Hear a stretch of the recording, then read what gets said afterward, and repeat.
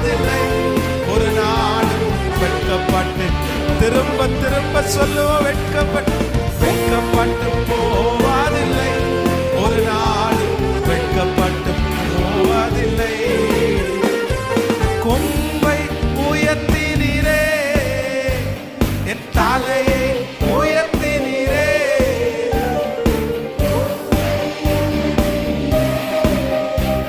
என் தலையை உயர்த்தினீரே. வெட்கப்பட்டு போவதில்லை. ஒரு நாளும் வெட்கப்பட்டு போவதில்லை.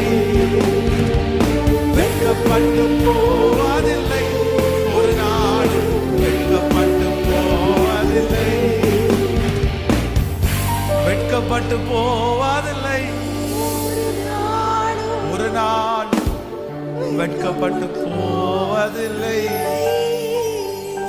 என் அலைச்சல்களை தேவரீர் நீர் அறிந்திருக்கிறீர். என் அலைச்சல்களை தேவரீர் நீர் அறிந்திருக்கிறீர். என் கண்ணீரை உம்முடைய துருத்தியில் வையும், அவைகள் உம்முடைய கணக்கில் அல்லவோ, அவைகள் உம்முடைய கணக்கில் அல்லவோ. கைகள் அப்படியே உயர்த்தி வாலிப தம்பிங்க தங்கச்சிங்க முதற்கொண்டு எஸ் ஆமென். ஆண்டவர் ஒரு நாள் உன்னை புலம்புறது மாதிரி வச்சுக்க கூடாது. இந்த வார்த்தை என் தலை மேல கண்டிப்பா நிறைவேறணும்னு நீங்க ஆண்டவரை விட்டுறாதீங்க, ஆண்டவரை விட்டுறாதீங்க. அதான் வேலைக்காரனுடைய கண்கள் தங்கள் எஜமானின் கையை நோக்கி இருக்குமாறு போல இரக்கம் செய்யும் வரைக்கும் நான் விட மாட்டேன். இந்த வசனம் நிறைவேறுகிற வரைக்கும் நான் உங்களை விட மாட்டேன். சொல்லுங்க சொல்லுங்க. Yes yes price.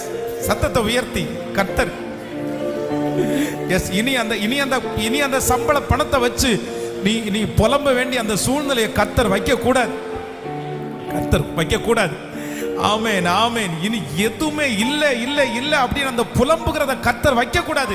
அதனால ஒவ்வொருத்தரும் மனசார ஜெபம் பண்ணுங்க. இது வெறும் செய்தி மட்டும் இல்ல, ஆண்டவரை கவர்ந்து இழுக்கிறதற்காய் கர்த்தரை தொடுறதுக்காக தான் நம்ம வந்திருக்கிறோம். ஏசப்பா எஸ் ஹalleluya.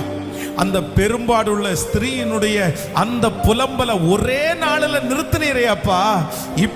இப்போ இந்த சத்தத்தை கேட்கிற எங்க ஒவ்வொருத்தருக்கும் அவ்வளவுதான். இந்த நாள், இந்த டேட், எங்களுடைய புலம்பல்கள் அத்தனையும் சாட்சியாக மாறுவதற்கு இப்பொழுது பரலோகத்தில் ஒரு எழுத்து எழுதப்படுவதாக.